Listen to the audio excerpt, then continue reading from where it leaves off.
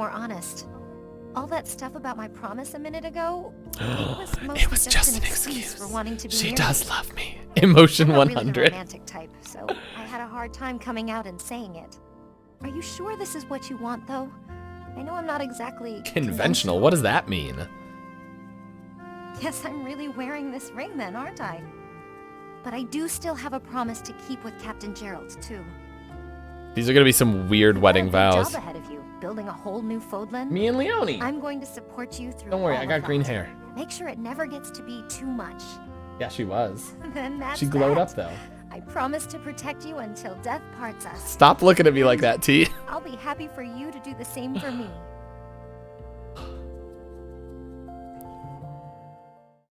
That's true. Derek and Kinsey got married today. Desi B in the chat got married today. Me and Leonie getting married today. This is a big day for marriages. Look at us go. Battle data. That's what we want to see. Edelgard MVP. Yikers. Watch Leonie friend zone him. It would be horse. Leonie's S support portrait is rough.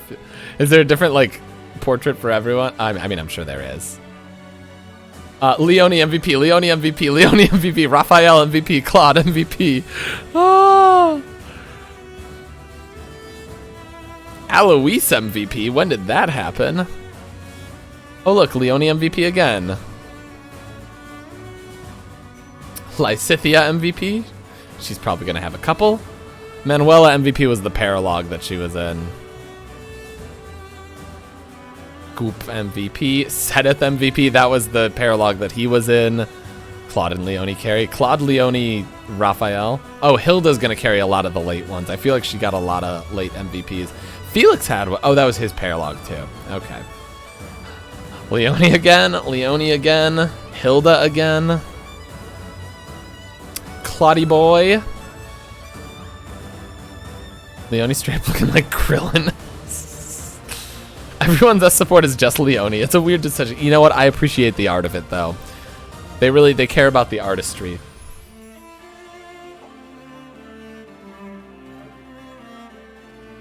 Marianne MVP. Lysithia, Raphael, Claude, Petra. I mean, these are all the usual suspects. And by that I mean everyone on our team. Hilda again, Claude again, Hilda again. Hilda again. Claude again. Goop. Man, remember when I had dark hair? It's insane how long these fights take, but they're only 6 or 7 turns. For real. All these like super long ones are 10 turns. Super long. And Claude MVP of my heart in the end. Look at that boy go. No Iggy, we didn't get an Ignatz. Wow. Actually tragic for the boy. Did we get I don't think we had a Lawrence MVP either.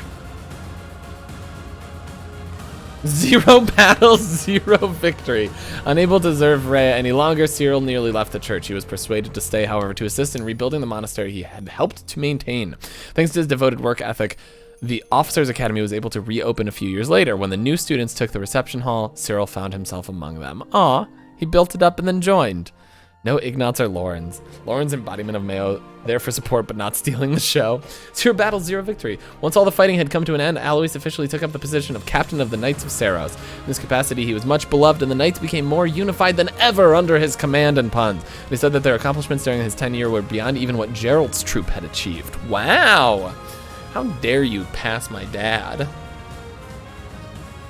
Sedith remained at the monastery and worked to restore the authority of the Church of Saros. Doing away with his old strictness, he adopted a tolerant stance towards all. Wow. His encouragement of believers to respect those of other faiths helped the people of Fodlan to find common ground with others. I like that his glow up is like, hey, he's tolerant now.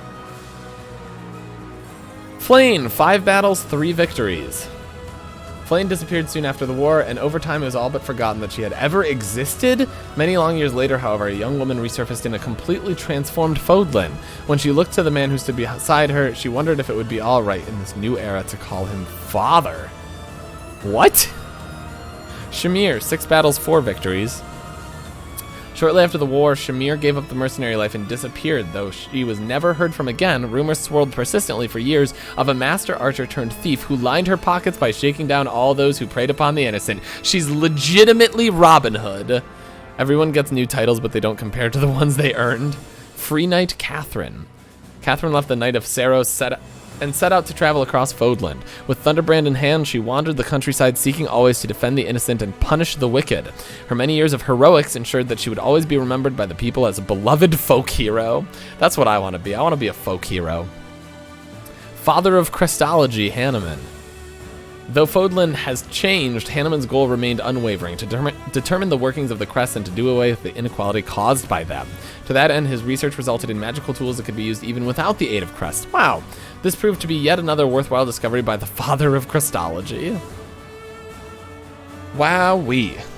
It makes me so happy. Best part of the game.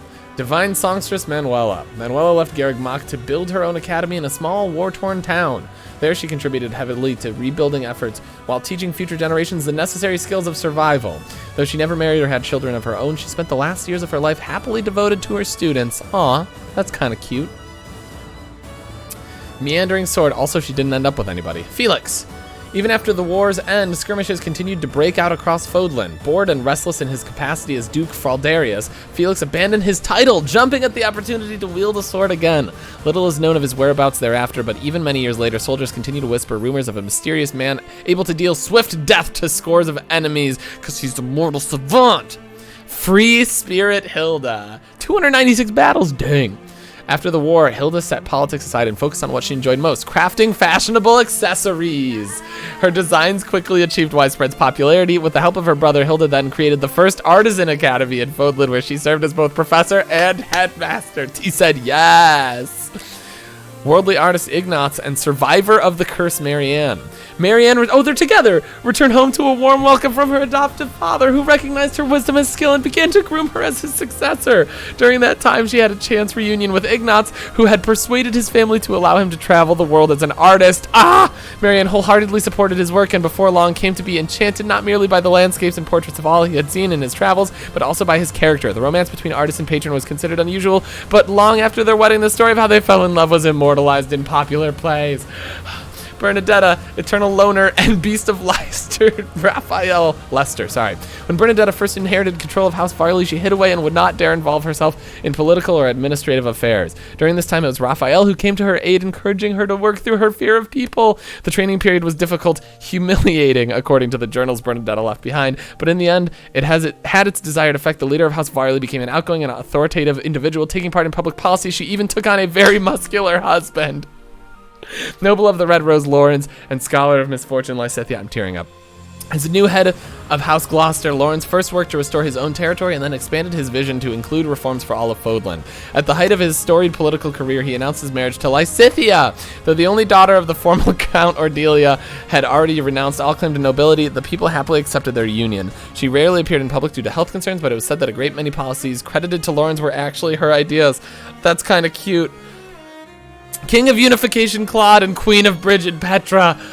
Claude left Fodland entrusting his future to his friends. He intended to travel to his homeland of Almyra, but his love for Petra instead drew him west to Brigid. He won her affection, and after receiving the blessing of her grandfather, the King of Brigid, the two were wed. Some years later, each inherited their respective thrones. As the monarchs of Brigid and Almyra, Petra and Claude fostered friendly diplomatic relations between the two regions and Fodland.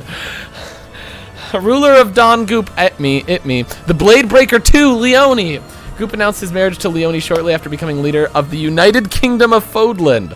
Though she accepted the status of queen, Leone disliked the pageantry of the position and refused to part with her weapons. She avoided court and instead founded the Geralt Company, an elite group of soldiers handpicked from the Royal Guard. They mostly busied themselves by hunting down bandits and monsters, but they also stopped the remnants of the Imperial Army from organizing a revolt. It is rumored that one knight of rare skill who fought alongside Leone in the Geralt Company was none other than the king himself.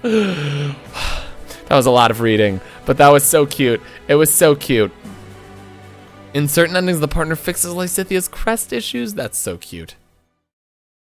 Oh my god, I'm sorry I didn't read chat during any of that. Single Hilda, oh no. At least she isn't with Lawrence. Oh my god. We did it, T. We finished this game and we never have to play it again, and chat will never make me play it again. That's not true. They're gonna make me play it again. Oh my gosh. I'm out of breath. I'm out of emotions. I'm weirdly really hungry too. Oh my god. And we still had like a almost 5.5 hour stream today. Oh my god.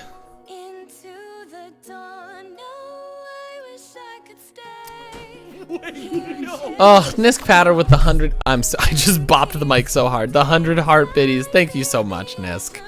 This was so cute. I'm glad you guys made me play it.